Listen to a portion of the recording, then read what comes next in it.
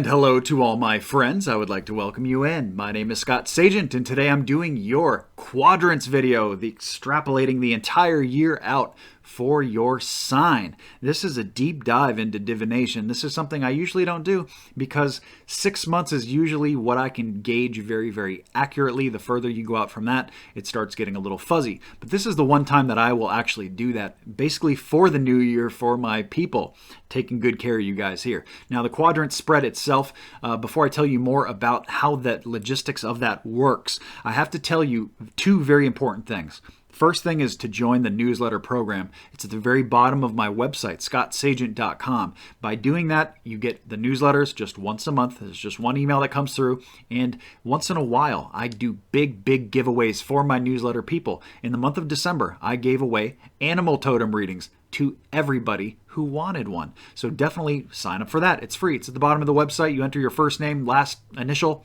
date of birth, and you send that off, and then you're in the newsletter program, so you'll never miss any kind of free giveaway ever again.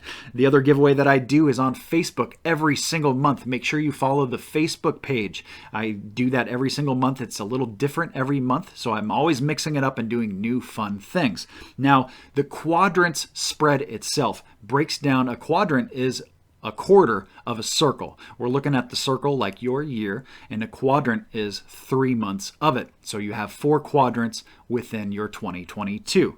So that's how we're going to break it down. Quadrant 1 will be January, February, March. After that, April, May, June. The third one, July, August, September. And the fourth quadrant, of course, will be October, November, December.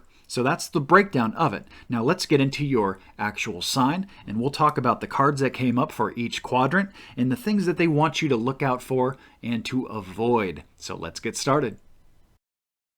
Okay, Sagittarius, here we go. Quadrant number 1. The first thing you're going to notice is that there are no tarot cards in front of me. I've already done all the tarot work. That's why all the cards have been put away very nicely. I've already done all the calculations and pulled the cards that we needed to pull for your different quadrants. So I'm just going to mark certain parts of my notes as I go. Make sure I get everything for you guys.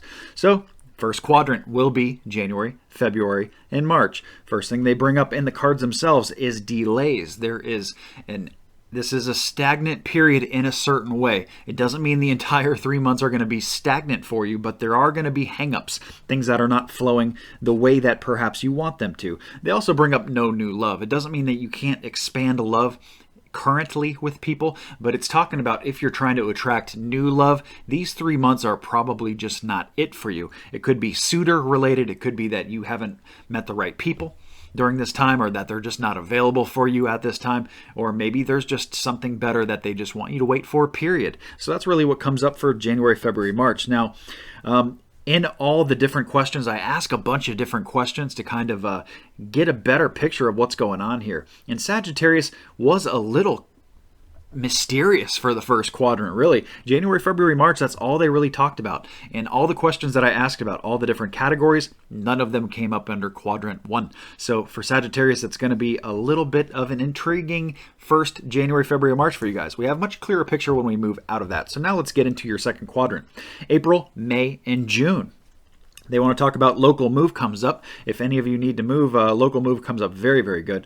Locally, of course, not any kind of long distance move. Now, not to say that that couldn't be there, but that's probably either just not relevant or maybe that's a different time. Local move comes up. Also, very good business stuff here. There's a lot of stuff about business authority.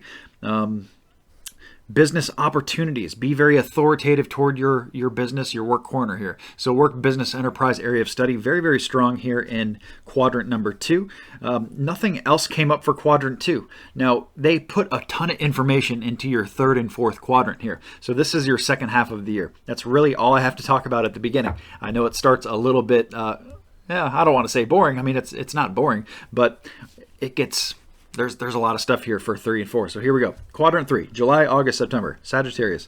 The first thing they want to bring up is winning, like overcoming these lessons from your past, that some stuff that you've struggled with before. They're showing that you've actually cleared this stuff by the third quadrant, July, August, September. So these lessons are repeating, and you are acing the test. You guys are doing great here. We have money in action. That's just letting you know that by the time these months come up, if there's anything financial that you want to do, you might just want to hold back right now. Hold back on the action with the money these months. Better placed other months that you need to spend. Now, let's see how that is congruent with the other things. One of the first thing I asked them that they bring up the third quadrant for is the best work month for Sagittarius. They brought up that third July, August, September quadrant. So that, that is a very it depends on what your perception of best work actually means. So I can't answer that for you, but when I asked the best work month for Sagittarius, they said 3, July, August, September. So anything that needs to be done with work, changes and stuff like that, probably placed very well there, even new business. And, the quadrant 2 is also very, very business oriented for Sagittarius, not for every other sign, but just for you guys. And it could be a carryover. It could be just flowing from 2 into 3. And that's kind of how that's working. The other thing that they wanted to bring up in quadrant 3 for you guys is that is the quadrant that they say to play it a little bit safe and be a little bit conservative. It's really not a time for risks when you get to July, August, September. This is the time to play it safe. That lines up with what we talked about, the money. Money in action. Might just be a better time to play it safe right now. Money could probably be better used elsewhere, perhaps first, second, or fourth quadrant. Now let's get into 4. 4 here, the first thing that they bring up in the tarot cards is being the boss. We have hard work, we have apprenticeship, we have learn from somebody or teach somebody. So apprenticeship, learning, teaching. What side of that you're on, I'm not really sure, but I have you being the boss here. So they brought up the Emperor card. That's the God card in tarot. So really, you just need to be the boss and be authoritative during these months. It's just like, I like the term be the boss because it just kind of overwhelmingly puts your foot down. Be the boss with what? Well, I'm not sure. By the time October comes around, hopefully we'll have an idea. That's a good reason why you should take notes for this kind of stuff, or at least you can come back and revisit the video, because it will sit here as a permanent figure that you can pop in and check out as we go through these months. Just a little extra validation. One of the interesting things that they talked about in Quadrant 4 for your October, November, December is that is your best love month. I asked them what your best love month for Sagittarius is, and again, that's a very kind of open-ended question, but they said the 4th quadrant. So for most of you, that gets really good October, November, December. And that also aligns with what they said about no new love right now, at the beginning, January, February, March. So interesting how that works. You can see kind of how they're doing this.